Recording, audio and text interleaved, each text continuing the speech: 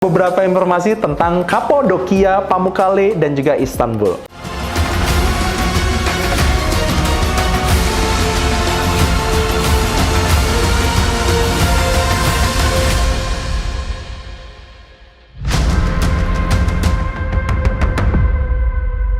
Hai, apa kabar sobat wirausaha? Kembali lagi di sini barengan Gasa, dan tentunya apa kabar juga buat teman-teman semua kemarin yang merayakan Tahun Baru Cina. Selamat Tahun Baru ya, Happy Lunar New Year. Dan kalau kita bicara Tahun Baru China, banyak sekali aktivitas ataupun tradisi di Indonesia sendiri yang membuat akhirnya teman-teman yang tadinya sebenarnya nggak ada keluarga China ya, tapi tanggal nasional kita pun libur ya, khususnya buat teman-teman semua yang di corporate ataupun ASN. Gimana Tahun Baru China-nya? Katanya kalau kita merayakan Tahun Baru China itu di hari itu hujan, rezekinya makin bagi ya, makin bagus, makin baik.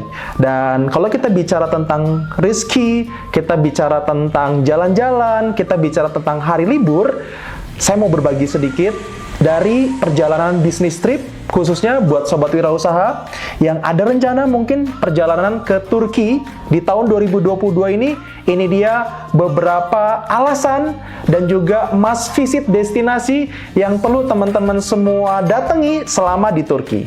Ini dia. Teman-teman semua, khususnya sobat wirausaha yang ada perjalanan atau ada rencana ke daerah Turki, khususnya daerah Istanbul, ada Pamukkale, ada Bursa, ada juga itu Kapadokia, ada Ankara, dan ada Kusadasi yang tempo lalu kita visit ke sana. Ini dia beberapa informasi-informasi yang tentunya keyword kali ini kita fokus di pertama, kita ada agenda World Halal Expo yang diadakan oleh pemerintah dari Turki, khususnya diadakan di Istanbul International Airport. Yang kedua, kita ada business matching. Di situ kita ada business matching dengan persaudaraan Turki Indonesia yang ada di Istanbul. Komunitasnya yang saat itu kita diterima langsung dengan Ali Çetin sebagai founding fathers-nya. Dan juga yang ketiga, kita juga visit dan juga ada pertemuan di Kedutaan Besar Indonesia yang ada di daerah Ankara, Turki, ibu kotanya Turki yang baru ya. Dan juga kita ada beberapa company visit, khususnya informasi-informasi company visit ini beberapa hal yang akhirnya kita dapetin informasi terkait dengan UKM-UKM yang ada di Turki. Kita datang dari tempat kerajinan handuk dan tekstil yang ada di Turki. Kita juga datang ke pusat industri kulit yang ada di Turki, tepatnya di Izmir, dan itu jadi pusat produksi untuk brand-brand dunia.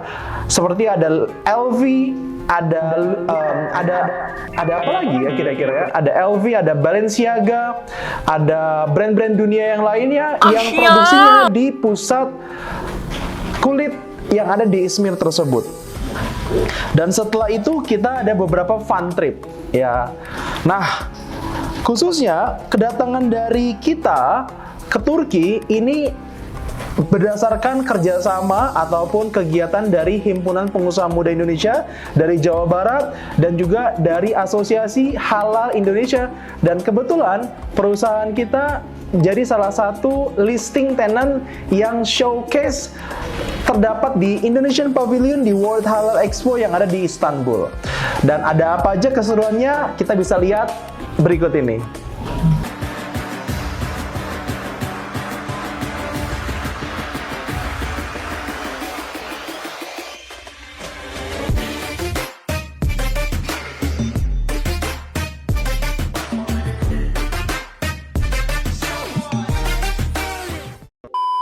Nah, setelah perjalanan dari airport saat itu di Soekarno-Hatta, jadi lesson learn pertama sebelum berangkat ke Turki, pastikan teman-teman semua sudah punya itinerary. Sudah punya itinerary, teman-teman semua juga pastikan teman-teman datang ke negara tersebut sedang musim apa ya. Musim dingin, musim summer, ataukah gugur ya. Dan pastikan juga ketiga, teman-teman tahu tujuan ke sana bukan cuma hanya bicara jalan-jalan, tapi mungkin ada kegiatan lain selain jalan-jalan ya, ada nilai tambah lain. Misalnya teman-teman semua mungkin datang jalan-jalan sekaligus ada conference, ataupun ada company visit, ataupun ada riset di sana yang mudah-mudahan sekaligus jalan-jalan juga dapat banyak sekali aktivitas dan tentunya networking yang terbentuk. Nah, ini dia perjalanan kemarin dari Soekarno-Hatta untuk dari International Airport-nya, dan kebetulan kondisi bandara saat itu masih sepi ya di bulan November dan Desember 2021. Dan untuk syarat ke Turki bisa dibilang sangat mudah, karena negara Turki termasuk jadi salah satu negara yang free border di masa pandemik ini. Wow. Ya, selain Turki ada Dubai.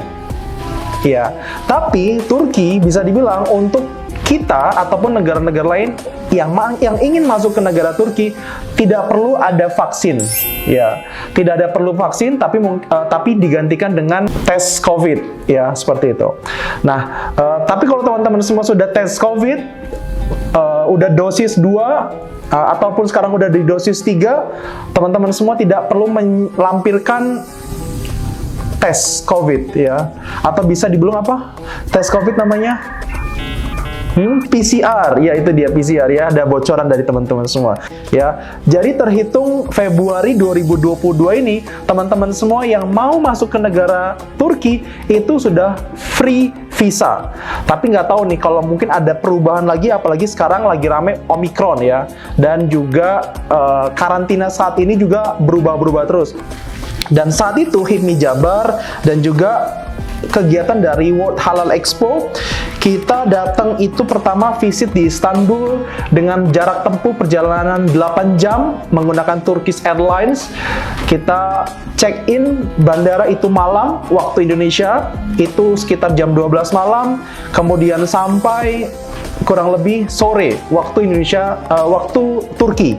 Hari pertama kita memberikan barang-barang yang kita bawa untuk kebutuhan Expo itu dibantu oleh tim I.O. dari Kedutaan Besar Indonesia yang ada di Istanbul untuk di dropping di Pavilion Indonesia. Dan dari setup hari pertama tersebut untuk Expo, rombongan terbagi.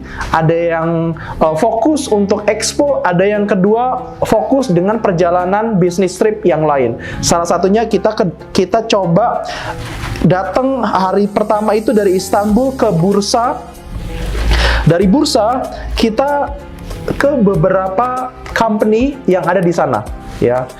Ada perusahaan UKM di bidang linen, ada perusahaan UKM di bidang konveksi, dan juga di bidang oleh-oleh atau F&B ya. Pabrikasi-pabrikasi yang akhirnya kita bisa dapat pelajaran terkait dengan marketing, terkait dengan market, terkait dengan produksi, terkait juga dengan produk development yang dilakukan oleh Turki.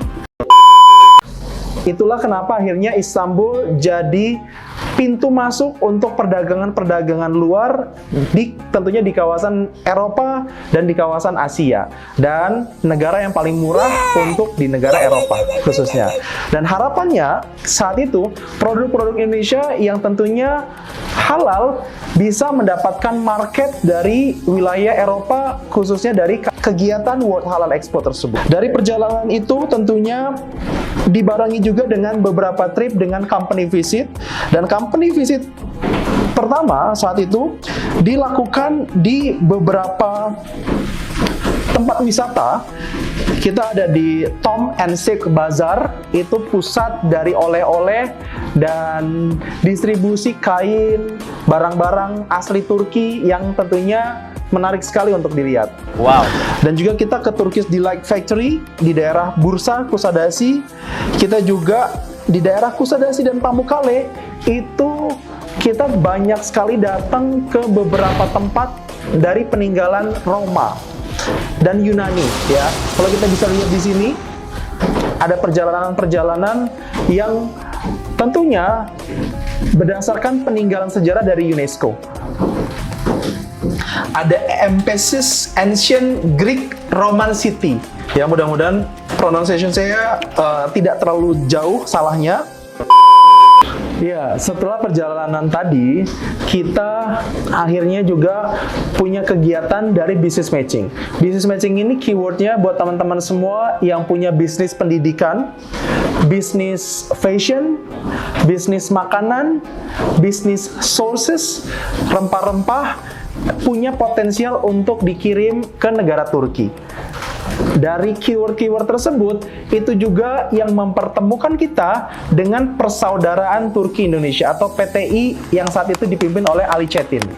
Ya, kalau di Indonesia mungkin seperti Kadin ya. Dan dari perjalanan itu, atau dari proses business matching itu, ini dia beberapa recapnya. Dari situ kita akhirnya punya beberapa kesepakatan untuk industri-industri tersebut, karena Turki termasuk negara yang mempunyai distribusi atau supply produksi kain yang sangat besar dan murah ya, untuk khususnya tekstil. Wow. Jadi buat teman-teman semua yang membutuhkan pabrik di daerah Turki ataupun subkon produksi di daerah Turki untuk bahan-bahan fashion, di Turki sangat direkomendasi. Bahkan nggak hanya brand-brand lokal, merek dunia seperti Zara, seperti Uniqlo, ya, dan beberapa brand-brand dunia lain itu produksinya banyak di Turki. Jadi kalau mungkin teman-teman semua bisa lihat, the labelnya itu made in Turkey, made in Turkey. Dan memang itu kita buktikan. Kita beli beberapa brand-brand dari Zara yang ada di Istanbul, itu harganya 50% lebih murah daripada di negara-negara lain, khususnya di Indonesia ya. Nah, dari business matching tersebut akhirnya kita mendapatkan beberapa kesepakatan yang ada di sini. Dan dari kesepakatan itu kita follow up sampai sekarang dengan beberapa agenda di 2022 yang tentunya teman-teman semua nanti juga akan kita update lewat channel-channel kita. Nah, jadi tadi kita udah bicara banyak terkait dengan perjalanan trip yang bukan cuman hanya bicara jalan-jalan saja.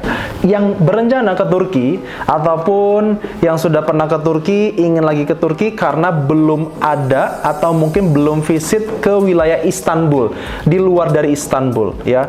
Karena memang Turki itu cukup luas. Dari perjalanan saat itu kita datang total ke 8 kota atau provinsi yang ada di Turki.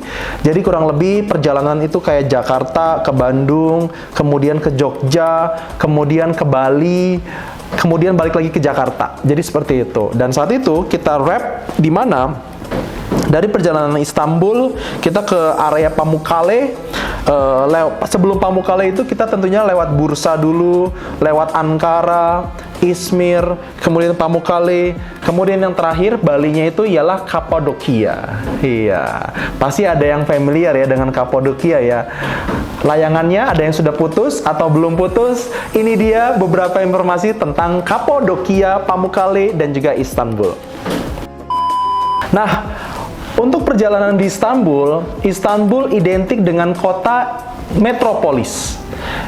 Banyak brand-brand dunia yang ada di Istanbul dan juga banyak sekali orang-orang pendatang. Tentunya orang-orang yang berasal dari Eropa, kawasan Eropa yang kemudian punya aktivitas di daerah Istanbul. Tapi saat ini ibu kota Turki itu sudah pindah, bukan cuma hanya di Istanbul sekarang, tapi pindah dan berganti yaitu di Ankara.